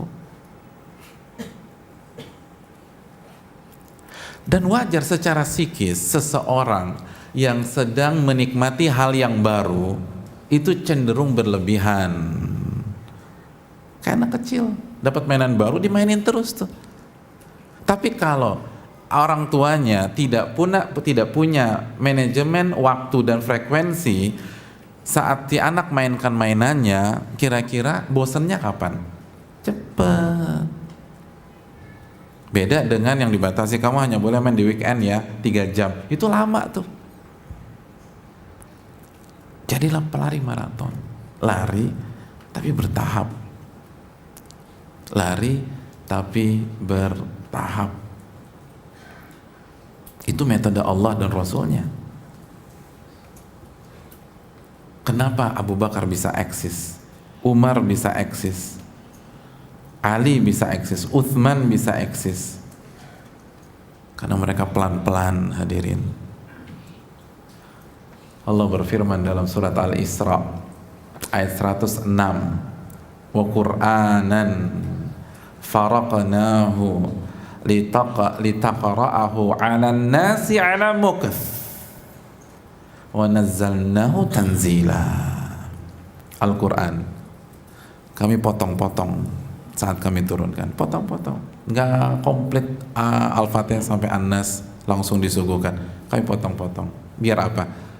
Litaqra'ahu 'alan nasi 'ala mukth, agar Anda wahai Muhammad menyampaikan kepada manusia sesaat demi sesaat, potongan demi potongan, pelan-pelan, pelan-pelan. Mukth, jeda dulu, lanjut lagi, jeda dulu, gak sprint, enggak. Wa nazzalnahu tanzila, dan kami turunkan itu secara berangsur-angsur. Ini blind spotnya orang yang hijrah, karena mereka berpikir yang mereka lakukan jelas-jelas ibadah, tapi mereka lupa setiap ibadah ada dosis. Sebagaimana sholat rokaatnya ada dosis, ngaji juga harus ada dosis, yang kita baca juga harus ada dosis. Perubahan dari satu fase ke fase yang lain harus ada dosis. Kalau enggak bisa. Apalagi bagi orang-orang yang sebelum hijrah masa lalunya benar-benar kelam, nggak bisa langsung jungkir balik begitu, hancur. Pelan-pelan. Ini fenomena hari ini. Baru hijrah 1-2 bulan yang langsung pertanyaannya bab 9, padahal bab 1 belum dibaca, bab 2 belum baca, bab 3 belum baca, bab 4 belum baca, bab 9. Ustaz, gimana Ustaz? Ustaz, tolong yang tegas, Ustaz. Yang tegas aja. Gimana yang tegas? Umar minta Allah tegas aja dalam masalah khamar, Allah nggak tanggapi. Baru setelah perang Uhud Allah turunkan tuh surat Al-Maidah ayat 90. Innamal khamru wal maisiru wal ansabu wal azlamu rijsun min amali syaitan fajtanibu la'allakum tuflihun. Baru Allah haramkan. Umar minta dari dulu. Udah langsung, ini kayaknya nggak asik gitu ya. Kan nggak asik jenggotan itu mabok begitu-begitu kan. Melihatnya juga nih gimana sih? Coba tuh nggak cocok lah. Umar ya, dan secara fitrah kan emang khamar itu nggak cocok sama fitrah, jadi Umar udah gelisah, minta kapan nih tegas nih? Tegas. Tapi yang siap baru Umar, yang lain belum siap. Sebagaimana ucapan Aisyah radhiyallahu taala anha yang pertama dalam hadis Bukhari, Aisyah mengatakan yang pertama kali turun itu ayat-ayat tentang surga dan neraka, sampai manusia sudah mantap benar imannya, baru turun halal dan haram, baru turun hukum, baru turun halal dan haram.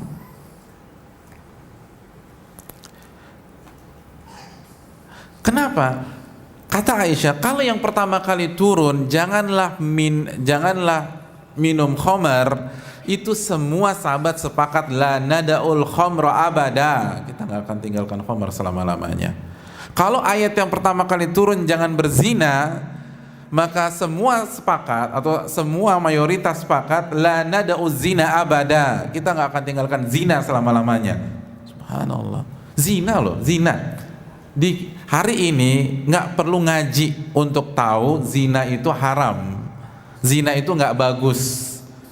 Orang nggak pernah ngaji, nggak pernah datang ke Masjid Abu Bakar, ke Masjid Istiqlal, ke Masjid Sunda Kelapa atau Masjid Al Azhar itu ngerti zina haram, khamr haram. Di zaman sahabat nggak bisa. Kalau pertama kali langsung ditolak sama mereka, ditolak. Gimana? Terus yang pertama kali tekankan apa sama Allah? Surga neraka, iman dulu diajarin, iman. Hari ini langsung masalah khilaf yang dibahas. Subhanallah. Padahal kita tahu di masa Nabi khilaf itu sedikit. Karena rujukannya ada depan mata. Khilaf sedikit banget. Kenapa khilaf sekarang banyak? Karena kan rujukannya tidak ada, sudah meninggal. Beliau kasih perangkat, tapi nggak semua orang paham perangkat tersebut. Tapi dulu nggak pakai perangkat, tinggal nanya. Antum hidup zaman Nabi, bingung kunut subuh nih bid'ah atau nanya langsung selesai masalah. Ini sholat tarawih berapa rakaat? Udah nanya langsung, Nabi selesai. Simple, semua ngerti, nggak harus S3, nggak harus ngerti usul fikih, nggak harus ngerti kaidah fikih, nggak harus ngerti mustalah hadis. Sekarang antum dapat hadis, antum harus tahu ilmu takhrij. Dulu nanya Nabi langsung, ini bener nih sabda antum Rasul? Enggak, itu maudhu. Selesai masalah.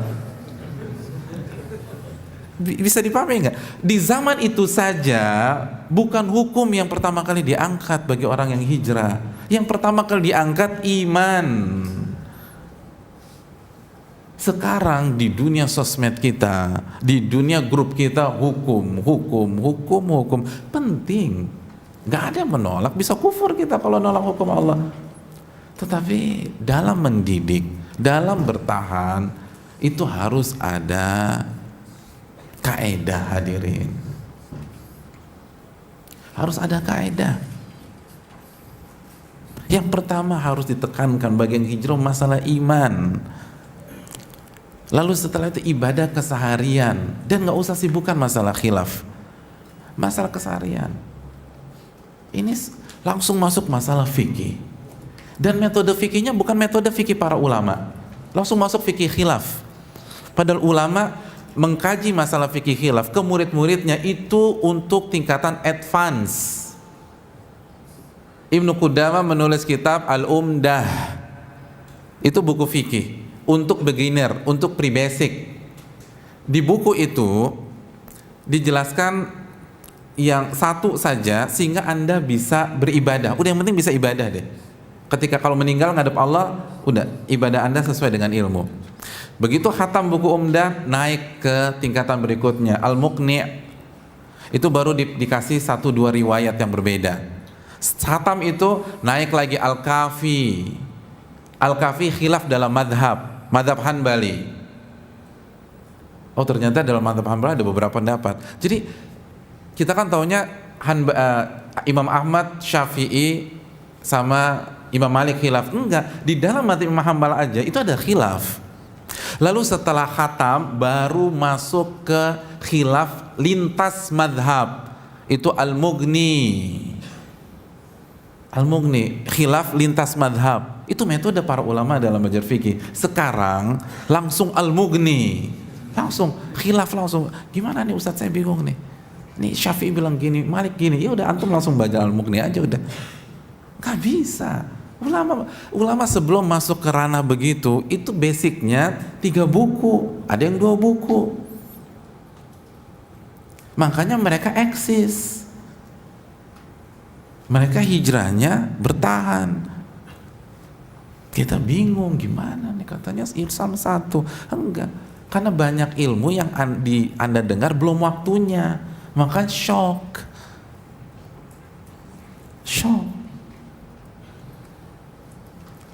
Kayak anak pengen belajar matematik, hari pertama langsung aljabar, kan bingung, ya Allah matematik susah banget, stres saya, tobat saya belajar matematik, langsung aljabar. Enggak, matematik gampang asal bertahap. Ini orang belajar aljabar, bedain angka 6 sama 9 aja masih bingung nih, 6, 9 ya, bingung nih, belum pernah belajar angka sama sekali, langsung aljabar, ya stres. Begitu juga dalam belajar, bertahap dan pelan-pelan. Jadi pelari maraton, terus berlari, terus belajar, tapi nggak semuanya deh ini kan.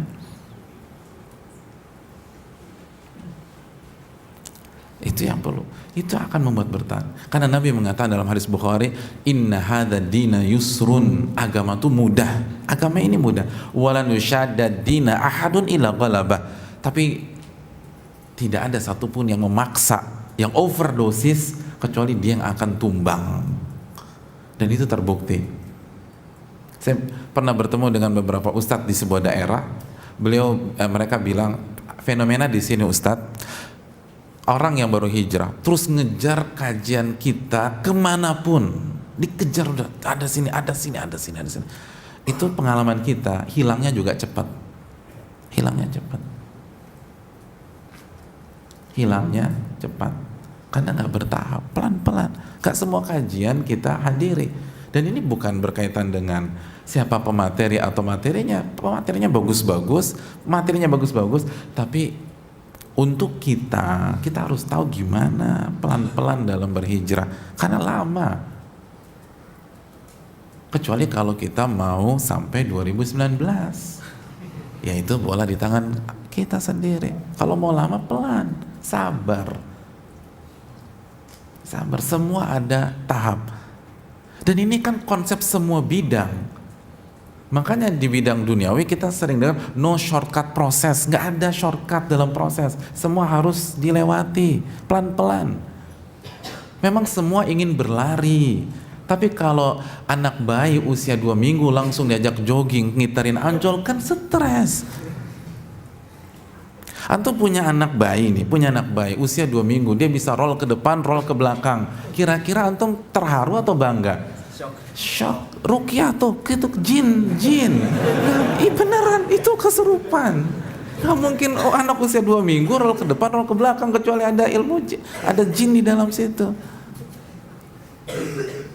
Nggak ada yang instan, hadirin, nggak ada yang instan. Apalagi hijrah. Tadi antum kita udah jelas, ini ujian. Kalau antum lahap semua, antum yang nggak kuat. Makanya sabda nabinya, illa ghalaba, anda yang nggak kuat, karena anda kebanyakan.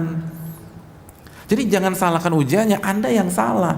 Anda yang kuras energi anda di awal, sehingga di pertengahan dan di akhir anda udah nggak punya energi lagi. Bertahap. Hijrah itu bukan membalikan telapak tangan. Bertahap, khususnya dalam belajar dan dalam mengamalkan. Karena kan belajar otomatis harus berjalan paralel dengan pengamalan. Jadi kalau belajarnya bertahap, pengamalannya juga akan mengikuti proses belajar. Makanya ketika para ulama menjelaskan belajar yang bertahap, seperti yang dijelaskan Syekh Shalih Al-Syekh, mereka menggunakan hadis makana rifqu fi syai'in illa zanah. Tidaklah kelemah lembutan itu berada dalam sebuah kondisi kecuali akan menghiasi kondisi tersebut. Jadi bertahap dalam belajar dan berhijrah dinyatakan oleh para ulama sebagai kelemah lembutan dalam berproses. Dan Nabi mengatakan kalau kita lemah lembut itu akan menghiasi proses itu. Dan Allah suka. Innallaha rafiq yuhibbur rifqa fil amri kulli aw kama qala. Allah tuh yang maha lembut dan Allah suka kelembutan di dalam setiap situasi. Dan sebaliknya, wa ma nuzi'an syai'in illa syana. Tidaklah kelemah lembutan dicabut kecuali akan merusak kondisi itu. Begitu juga ketika kita hijrahnya nggak lemah lembut, semua ditabrak, semua gerasak gerusuk, semua cepat, semua injak gas, hancur, kata Nabi SAW, hancur. Syana, akan ngerusak tuh. Sabar, pelan-pelan. Dan sekali lagi, fokus ke iman, fokus ke akidah sebelum bahas masalah khilaf, apalagi khilaf masalah fikih atau khilaf ijtihadiyah yang lebih tepat. Iman dulu. Banyak orang bicara masalah A, bahas masalah B, bahas masalah safar tanpa mahram, tapi iman kepada takdir kalau ditanya dia nggak ngerti. Iman kepada takdir ini nentuin surga neraka dia nggak tahu apa iman kepada takdir. Dia nggak tahu 4 tingkatan iman kepada takdir. Ini dulu yang dipelajari. Nabi nggak pernah bahas masalah itu. Sebelum ini sudah rampung, ini sudah mantap. Dan kalau ini kuat, hadirin, itu mau terima halal haram seribet apapun gampang. Sebagaimana Allah Subhanahu wa ta'ala dan Rasulnya untuk membuat Madinah steril dari khamar hanya cukup 1 ayat 1 hari di Madinah. Steril. Semua yang punya stok khamar dia tumpahkan fi sukakil Madinah, ke jalan-jalan kota Madinah. Nggak ada yang membantah, nggak ada yang nolak, nggak ada yang komplain, nggak ada yang down, nggak ada yang galau. Minum khamar pada saat itu seperti minum teh atau kopi pada hari ini. Nggak bisa tanpa khamar. Tapi ketika akidah dipupuk selama belasan tahun, mereka sudah oke, mereka sudah mantap, Allah haramkan khamar 1 hari selesai. Bahkan yang terlanjur minum bukan mengucapkan alhamdulillah. Mungkin kalau kita terlanjur minum nih, minum glek, khamar haram, alhamdulillahilladzi bi ni'mati tatimmus shalihat. Timingnya pas kan gitu ya. Timingnya pas. Saya minum sebelum detik pertama diharamkan, tapi mereka masukkan jari telunjuk mereka ke dalam mulut, mereka muntahkan lagi. Padahal nggak haram, belum hujah, belum sampai, tapi nggak mau, khawatir, nggak mau dimuntahkan lagi. Tapi kan butuh proses untuk mencetak orang-orang sekaliber itu, butuh proses. Gak bisa 1-2 hari langsung. Butuh proses. Kalau casing enggak, cepat casing. Casing tinggal toko online bisa tuh. Nggak usah keluar, nggak usah nyari ke butik atau nyari ke toko online, bisa. Besok antum ganti casing. Tapi ganti mental, memupuk iman, itu tahunan. Sama kayak antum hobi bola. Kalau yang penting jersey Messi bisa, tinggal beli aja bisa. Tapi yang berat kan main kayak Messi itu, susahnya minta ampun. Itu yang susah. Kalau beli sepatunya Messi gampang, asal punya duit, hari ini bisa. Casing gampang hadirin. Yang susah tuh dalamnya, mentalnya, imannya, akidahnya, gaya hidupnya.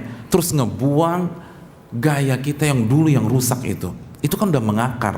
Orang yang berhijrah di usia 35 tahun, berarti kan 0 sampai 35-nya itu harus direformasi semua. Susah, nggak gampang. Itu artinya gini aja deh, simpel. Antum sudah terbiasa selama 15 tahun nulis pakai tangan kiri. Itu rubah tangan kanan gampang apa susah? Ya udah, simpel aja. 35 tahun orientasi kita dunia, itu merubah ke akhirat nggak gampang. Memang pas dengar kajian mungkin pas banget, nangis, balik lagi lupa. Iya. Karena 35 tahun udah di otak kita. Sama kayak tangan. Iya, harus Nabi suka yang kanan. Dalam setiap perkara berarti nulis juga Nabi suka yang kanan kalau begitu. Hadis Bukhari. Tapi 15 tahun pakai kiri, ya Allah, susahnya minum. Kayak berat deh. Allah Ghafurur Rahim lah, pokoknya gampang. Kan gitu, balik lagi. Jadi butuh waktu hadirin. Tapi memang kita pengen instan. Semua kita pengen instan. Dan kita dininak bobokan dengan konsep instan. Makanya makanan favorit antum apa? Iya udah, itu udah kelihatan dah. Suka kita sama yang instan. Tapi bagus nggak? Nggak ada yang instan bagus. Yang instan nggak ada yang bagus. Mau bicara apa? Nggak ada yang bagus. Semua harus proses. Semua harus proses. Apalagi kalau kita mau jadi orang-orang berproses. Makanya kan di dunia pemikiran, di dunia motivator di luar sana kan ada teori 10.000 jam baru Anda jadi master. Kalau cuma latihan 1, 2, 3 jam nggak bisa Anda jadi master. 10.000 jam. Benang merahnya apa sih? Semua harus ada proses, pelan-pelan, sabar. Perjalanan jauh, Anda harus punya bekal. Dan lihat Nabi aja deh. Ini bukan teori Ustadz A, Ustadz B, Ustadz C. Lihat Nabi. Kalau Allah ingin turunkan seluruh Al-Quran untuk dipraktekkan di hari pertama di Gua Hira, apa susahnya bagi Allah? Tapi Allah ingin alamuk, pelan-pelan, sabar. Karena ujian berat, jadi harus pelan-pelan. Kalau semuanya repot kita. Itu yang perlu kita camkan hadirin. Pelan-pelan. Tapi bukan berhenti. Ya udah kalau gitu mulai pekan depan saya nggak hadir kajian lagi Pak Ustadz. Pelan-pelan. Loh, tetap berlari. Kan pelari maraton, lari. Tapi harus diseleksi, harus jelas, jangan semuanya dikejar. Semua Ustadz dikejar nggak bisa. Antum nggak akan pintar matematika kalau gaya antum mengejar seluruh pakar matematika di Jakarta. Stres antum. Semua dikejar. Untuk jadi pakar matematik, antum cari 1-2 pakar dan antum istiqomah belajar sama dia, baru jadi. Ya simpel aja, klub sepak bola sehebat apapun, kalau satu musim 5 pelatihnya kira-kira juara enggak?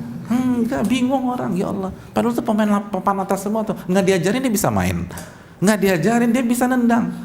Tapi kalau diajarin sama banyak orang, bingung. Itulah ucapan dari Syekh Bakar Abu Zaid. Kata Syekh Bakar Abu Zaid, ulama besar yang sudah meninggal sekarang, rahimahullah, kata beliau, izdihamul ilmi fis sam'i mudillatul fahmi. Banyak mendengar dari banyak referensi, khususnya di awal-awal, itu justru bikin bingung pemahaman. Bingung kita. Seperti itu. Makanya guru kimia 1, guru matematika 1, Kalau 6 guru kimia ngajar antum 1 semester, antum bingung, bukan pintar. Dan bukan yang salah, bukan gurunya bermasalah, metodenya salah. Metodenya salah. Akhirnya nggak maju-maju. Tapi kalau lewat, kejar sana, kejar sini, kejar sana. Cari yang cocok dengan antum, yang punya kapasitas, lalu istiqomah dengan itu.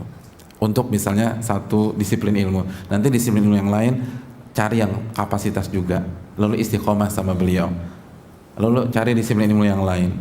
Jelas, nggak semua di sweeping, dicari semua duduk, dapat pahala tapi nggak efisien.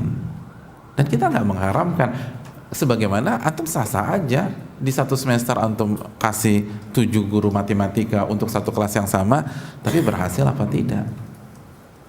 Wallahu ta'ala alam bisawab. Hadirin yang dirahmati oleh Allah Subhanahu wa ta'ala.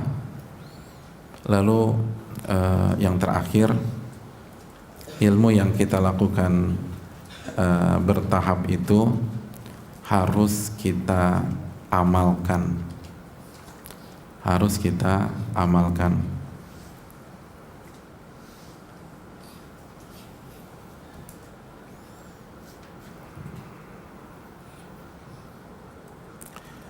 Harus kita amalkan.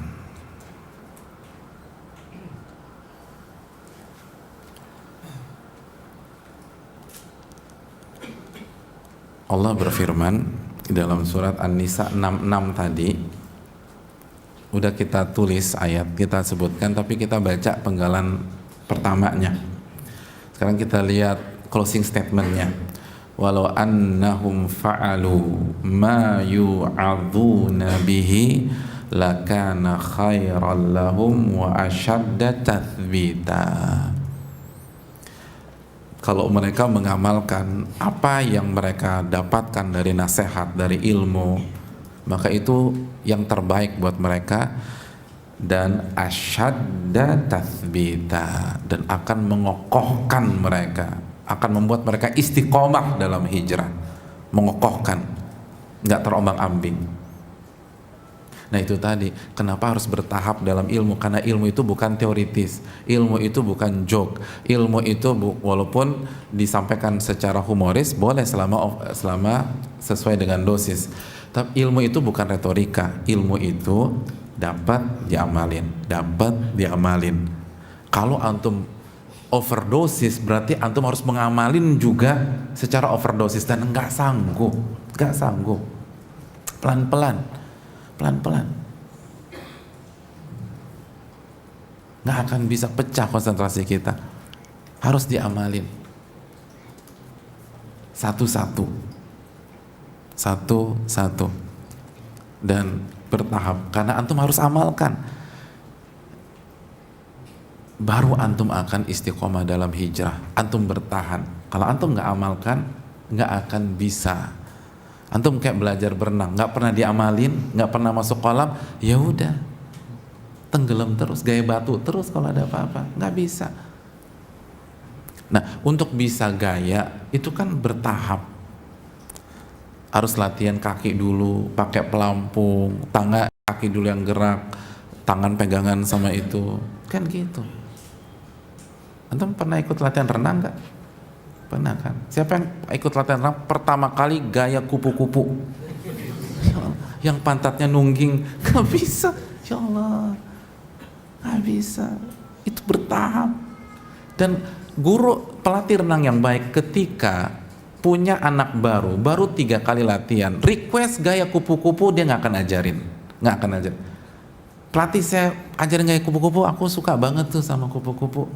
Enggak, saya tambah deh biayanya 3 kali lipat. Enggak bisa. Kupu-kupu nanti ada waktunya. Tuh bab 20 tuh nanti aja. Karena kalau diajarin nggak bisa diamalin. Coba diajarin nih gaya kupu-kupu. Saya ajarkan gaya kupu-kupu, langsung dicemplungin di kolam 3 meter. Udah ditalkin aja tuh, mati. Belum. Nggak bisa. Diajarin juga nggak bisa diamalin.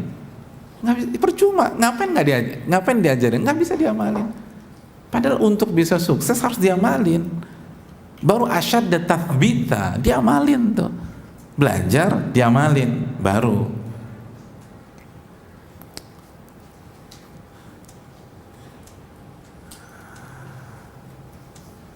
Diamalin itu penting.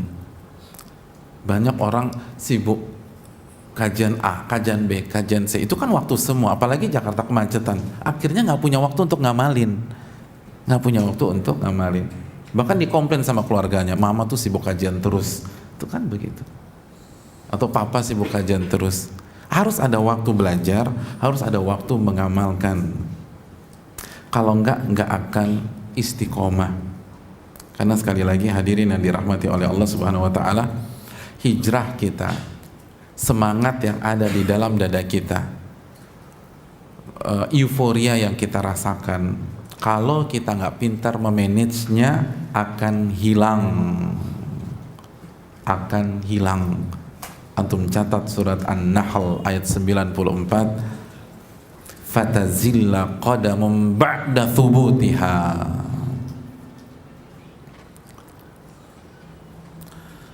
Dan kaki akan tergelincir setelah sebelumnya dia berdiri dengan kokoh.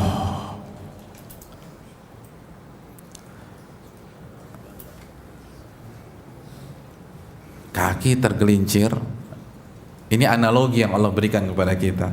Kaki tergelincir, padahal sebelumnya itu kuda-kudanya keren banget, kuda-kudanya luar biasa, tapi bisa tuh.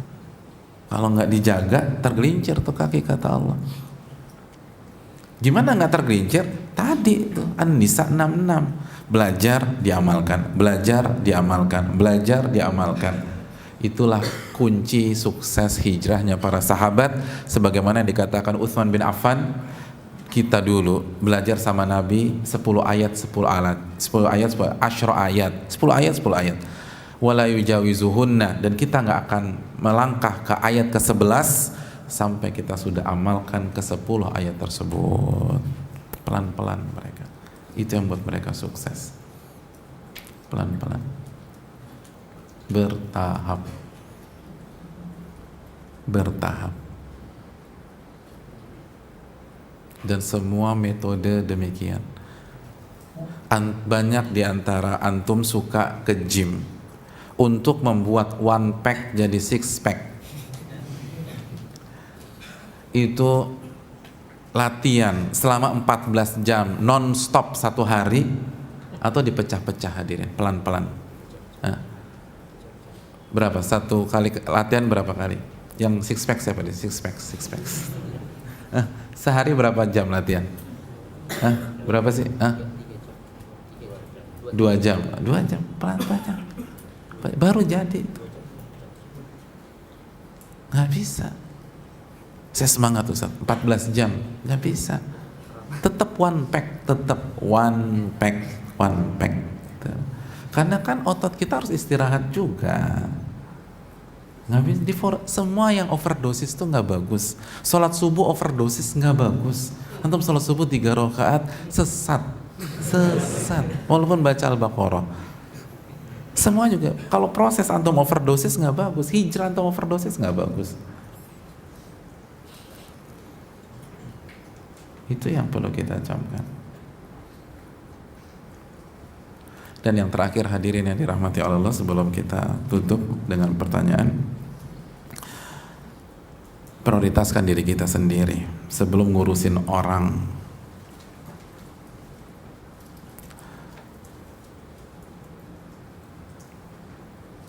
Allah Subhanahu wa taala berfirman dalam surat Al-Maidah ayat 105, ya ayyuhalladzina amanu alaikum anfusakum, wahai orang-orang beriman, urus diri kalian sendiri. Sebelum ngurusin orang, urus diri kalian. Sebelum komenin orang, sebelum komenin saudara kita sesama muslim, urus diri kita dulu. Tapi kan tetap harus amar ma'ruf nahi mungkar, iya. Kan ada dunia kritik dalam Islam, betul, tapi bukan yang baru hijrah yang tampil. Itu untuk orang-orang yang ilmunya sudah kuat dan pakai cara yang santun. Yang baru hijrah 1 tahun, 2 tahun, 3 tahun, itu bukan kapasitas. Urus diri kalian sendiri dulu. Urus. Ibda binafsik, kata Nabi. Mulai dari diri Anda. Bukan bicarakan kajian A, kajian B, kajian C, Ustadz A, Ustadz B, Ustadz C. Sedangkan syarat la ilaha illallah aja kita nggak tahu. Nggak tahu tuh. Kalau ada yang nanya kita hari ini, nggak tahu kita syarat la ilaha illallah. Buat apa ngurusin orang? Alaikum anfusakum. Toh setiap kita bertanggung jawab di hadapan Allah. Kalau perlu amar ma'ruf nahi munkar, ada pihak yang punya kapasitas untuk mengerjakan hal tersebut. Kita yang baru hijrah, alaikum anfusakum. Jangan suka komenin orang, bicarain orang, buka aib orang, fitnah orang, gibahin orang, atau urus masalah orang. Antum nggak harus tahu seluruh problematika dakwah, nggak perlu. Antum nggak wajib tahu kondisi setiap ustadz. Misal gimana sih ustadz A nih, ustadz B, nggak perlu. Antum ditanya man rabbuka, udah tahu belum tuh man rabbuka? Wa madinuka, Islam udah ngerti belum? Nabi kita udah ngerti atau belum? Itu dulu. Konsep iman kepada malaikat ngerti atau enggak? Konsep iman kepada hari akhirat sudah paham atau belum? Itu yang pertama kali akan ditanya. Banyak kita gagal fokus dalam berhijrah karena sibuk ngurusin orang. Padahal kita sendiri masih bermasalah. Jangan ngurusin orang sampai kita dulu on the track dan benar-benar tahu ilmunya. Benar-benar tahu ilmunya. Ini yang bisa disampaikan. Terima kasih, jazakallahu khairan. Kita buka sedikit sesi tanya jawab. Barang saya ingin bertanya atau mengkoreksi jika saya ada yang salah, saya berikan kesempatan. Wassalamualaikum warahmatullahi wabarakatuh.